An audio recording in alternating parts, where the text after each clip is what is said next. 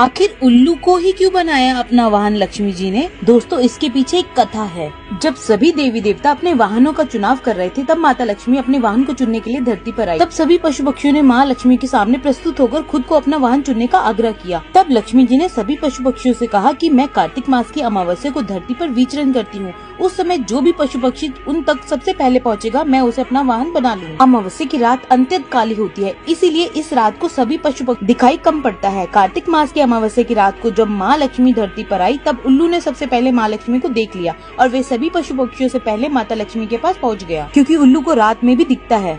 उल्लू के इन गुणों से प्रसन्न होकर माता लक्ष्मी ने उसे अपनी सवारी के रूप में चुन लिया।